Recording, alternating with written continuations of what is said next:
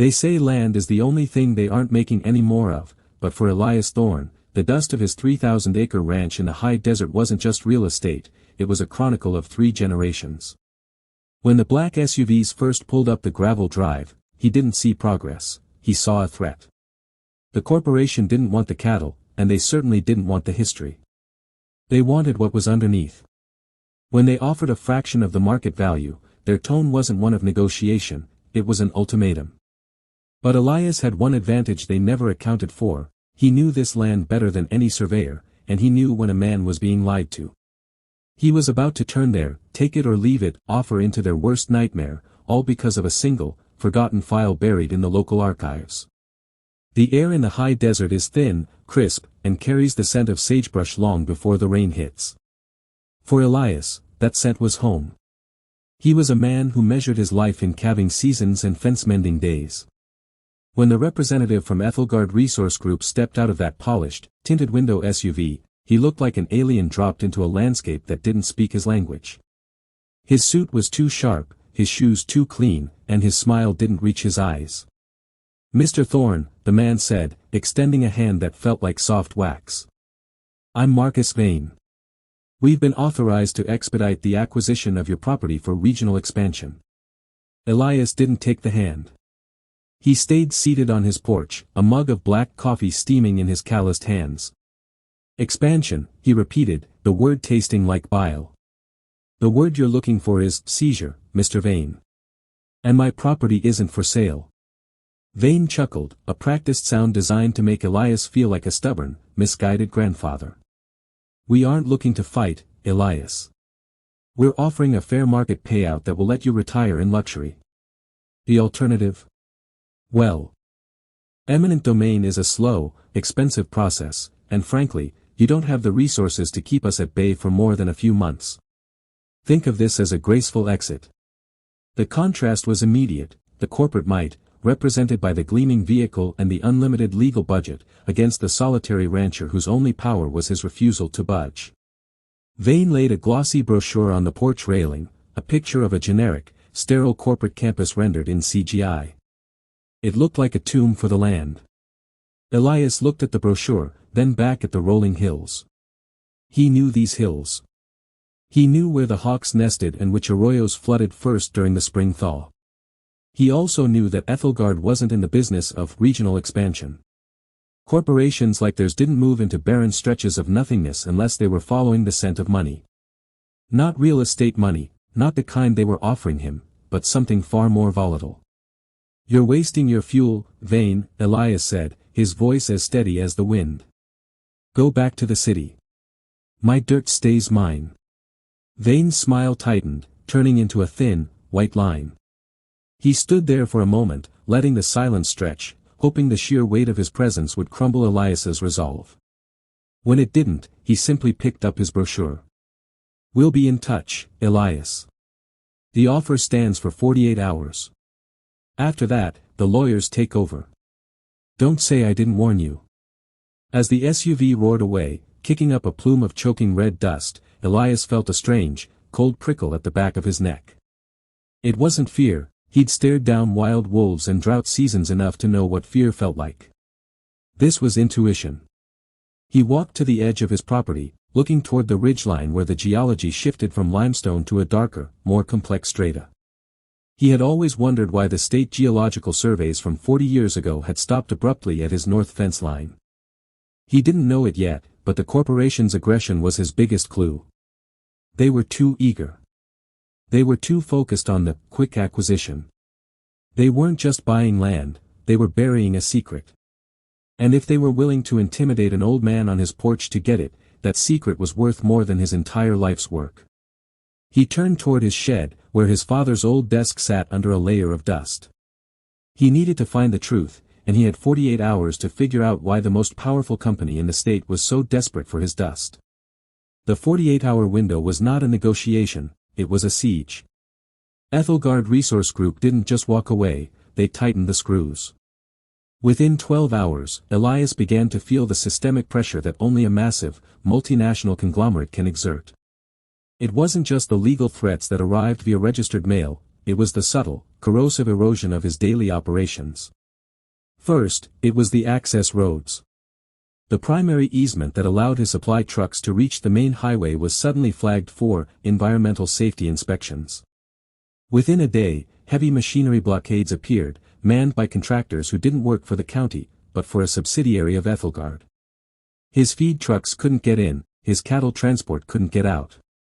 Elias was effectively being quarantined on his own land. "You're playing dirty," Elias told the site manager at the blockade, a man who refused to give his name. The man only pointed to a stack of paperwork, citing state-mandated infrastructure assessment. Elias knew the drill. It was a classic corporate pincer movement. By choking his logistics, they were forcing him into a corner where the daily cost of holding the ranch would exceed the value of their lowball offer. They wanted him to bleed money until the only logical decision was to sign the deed and run. But the physical blockade was only the visible front. The real battle was being fought in the shadows of the local government. Elias's phone began to ring incessantly. It wasn't just lawyers, it was concerned neighbors, local business owners, and even his own banker. The narrative Ethelgard was spinning was masterful in its simplicity: the rancher is holding back progress. He's standing in the way of jobs. He's obsolete. "Elias, look," his banker had said, his voice strained with genuine worry. "The lines of credit you've used for years are being tightened. They're classifying your operation as high risk due to pending litigation. I can't protect your accounts if the firm decides to call in your notes early. Take the deal, Elias. It's not worth losing everything." The weight of it was immense. The isolation began to set in. He was a man who defined himself by his independence, and now he was being framed as a pariah. His neighbors, who had once traded labor and equipment with him, started to look at him with a mixture of pity and resentment. The local economy in the nearby town of Oakhaven was struggling, and Ethelgard had promised a shiny new industrial complex, tax revenue, and 1,000 jobs. To them, Elias wasn't an owner defending his heritage, he was a barrier to their collective survival. Evenings on the porch, once a time of quiet reflection, now felt like a vigil. He watched the headlights of company trucks patrolling the perimeter of his property line, like a wolf pack circling a campfire. They were waiting for his spirit to break. Every flickering light in the distance served as a reminder that he was outnumbered and outmaneuvered. He retreated into the shed. The old wooden desk was covered in maps, deed records, and tax filings dating back to the late 1960s. He was looking for a pattern. If Ethelgard wanted this land so badly that they were willing to risk the optics of a public, aggressive takeover. The value of the minerals wasn't just speculative, it was proven. He pulled out a set of geological surveys his father had kept, documents that hadn't seen the light of day in decades. His father had been a man of few words, but he had been a meticulous record keeper. He had marked the north ridgeline with a series of red X's that didn't align with the water tables or the grazing zones. Elias had always assumed they were just markers for fence repairs or livestock rot, but in the context of the present, they looked different. He found a folder labeled North Drainage, 1974. It contained a series of handwritten notes and a map that seemed to contradict the official state surveys of that time. The state maps showed a flat, unremarkable strata. His father's notes, however, described a rare pocket of high-intensity deposit that had been deliberately omitted from the official regional filings. Why would a landowner hide a potential gold mine, or whatever this was? Elias traced the lines on the map, his heart hammering against his ribs. His father hadn't been trying to hide the find from the government, he had been hiding it from the developers. He knew that the moment the word got out, the vultures would descend. He hadn't just owned a ranch, he had been guarding a vault. Elias looked at the clock on his wall. He had been holding out for 36 hours. The blockade was holding firm, and the legal notices were piling up on his kitchen table. But for the first time in his life, he didn't feel like a victim. He felt like a hunter. He realized that Ethelgard hadn't been doing their due diligence, they had been acting on a leak. Someone else knew about this report, and they had tipped off the corporation. He needed to confirm what was under those red X's. If it was what he suspected, he didn't just have a bargaining chip, he had the leverage to bring the entire corporate entity to its knees. He picked up his truck keys. The blockade was strictly enforced. But there was an old goat trail on the west side of the canyon that the contractors hadn't bothered to scout. It was time to find the truth, no matter the risk. The corporation thought they were buying his silence, but they were about to walk into an ambush they didn't even know existed. The goat trail was a ghost of a path, barely wide enough for his weathered pickup, winding through jagged limestone outcroppings that had seen more mountain lions than men. Elias navigated by memory and moonlight, his headlights off to avoid detection by the perimeter patrols. If he could reach the North Ridge, he could finally verify the coordinates from his father's 1974 map. The air was thick with the scent of ozone and dry earth, a precursor to the seasonal storms that often scoured the valley floor. Every jolt of the truck was a reminder of how thin his safety margin had become. If Ethelgard's security teams caught him outside the property, they could claim he was sabotaging their equipment or violating their new safety zone regulations. They were playing a game of attrition, waiting for him to slip up. But as he crested the final rise, the irony wasn't lost on him. They were protecting a perimeter that actually contained the key to their own undoing. He parked beneath a grove of ancient, twisted junipers and grabbed his spade and a portable soil testing kit, a relic from his agricultural days. He moved with the silence of a man who had spent his life navigating this terrain. When he reached the spot marked by the deepest red X on his father's map, the ground looked unremarkable, just the same gray-brown scrubland that stretched for miles. He began to dig. The soil here was stubborn, compacted by eons of wind and heat. After 3 feet, the blade hit something that sounded less like stone and more like dull, heavy iron. He cleared the debris with his hands, his breath hitching. It wasn't just a rock formation. It was a core sample casing, rusted. Capped with a thick lead seal, and stamped with a code that wasn't from any mining operation he recognized. This was the hidden mineral report his father had alluded to in his journals, not a written document, but a literal cache of geological truth. Elias tapped the casing. It was airtight. He knew enough from his research into commodity markets to understand that if this was what he suspected, it wasn't just lead or copper. He remembered his father talking about critical industrial reagents, a category that had exploded in value as technology shifted toward high-capacity energy storage. If these deposits were as deep and concentrated as the map suggested, the land wasn't worth the millions Ethelgard offered, it was worth billions. As he pulled the casing from the earth, he heard the low rumble of an engine. His pulse spiked. They had tracked him. He quickly shoved the casing into his canvas bag and retreated into the darkness of the ravine. A spotlight cut through the night, sweeping the ridge where he had been digging just moments before. He huddled in the shadows, watching a company truck pull up to his sight. 2 men stepped out, flashlights scanning the churned earth. Found the site, one of them radioed. "Someone's been digging." "Is it the old man?" the other asked, his voice harsh. "Looks like it. He's deeper into the ridge than we anticipated. If he knows what's here, the legal acquisition strategy is dead in the water. We need to escalate." Elias watched, his jaw set. The conversation confirmed everything. They weren't just after land, they were suppressing an asset they didn't want the market to know existed until they had total, legal control. The hidden mineral report was the catalyst for a massive, secret industrial play. He slipped away through the underbrush, moving toward his truck. He realized now that he couldn't play this game by their rules. If he went to the local sheriff, he'd be walking into an Ethelgard-funded office. If he hired a local lawyer, they'd be bought off by the end of the week. He needed something louder than a courtroom. He needed to make the information public in a way that couldn't be scrubbed, deleted, or suppressed. He reached his truck, started the engine, and roared down the ridge, taking the path of least resistance back toward the main house. As he drove, he began to piece together his counteroffensive. He would need a digital footprint that was impossible to erase. He would need to leverage the very transparency the market lacked. He thought about the analysts he had followed, the ones who talked about paper-to-physical ratios and market manipulation. They were the key to getting this out to a global audience. He made it back to his study, locked the doors, and opened his laptop.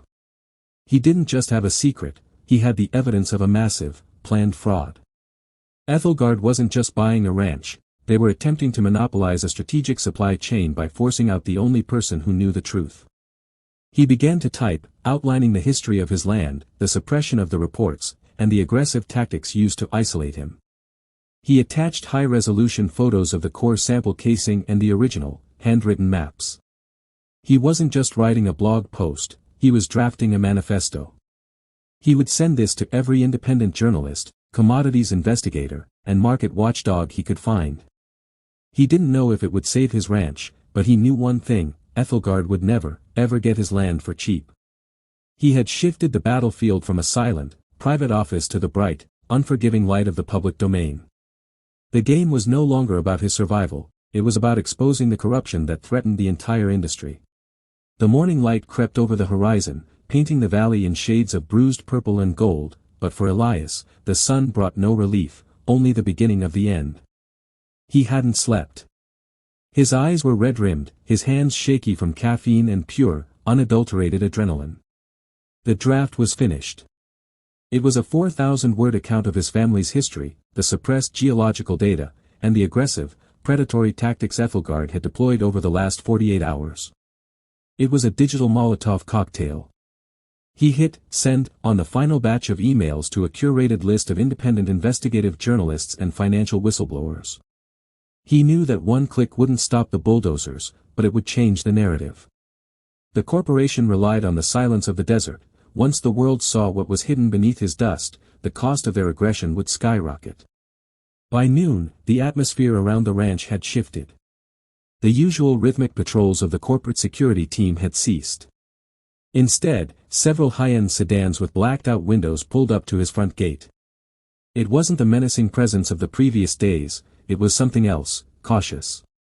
Marcus Vane stepped out, but this time, he wasn't wearing his usual smarmy, confident grin. He looked like a man who had just received a very expensive, very damaging phone call. Elias stepped out onto the porch, his rifle leaning casually against the doorframe. He didn't pick it up, but he made sure it was visible. Vane stopped at the end of the walkway, looking at the house with newfound apprehension. "We need to talk, Elias," Vane called out. His voice lacked the booming, authoritative tone from 2 days ago. "There's been a misunderstanding." "A misunderstanding?" Elias asked, his voice echoing in the vast, quiet space of the canyon. "Is that what we're calling a coordinated blockade, industrial intimidation, and a hostile takeover of private property?" "I'd say we're past the point of misunderstandings, Vane." Vane wiped his brow. The heat was rising, but the sweat on his face was from stress, not the sun. "Look, we've seen the reports you've been circulating. We know what you've released. You have no idea what kind of legal nightmare you've triggered for yourself.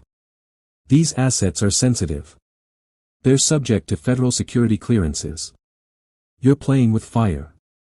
Elias chuckled, a dry, rasping sound. "That's the difference between us, Vane. You're afraid of the fire because you're built on paper and lies. I'm standing on the ground.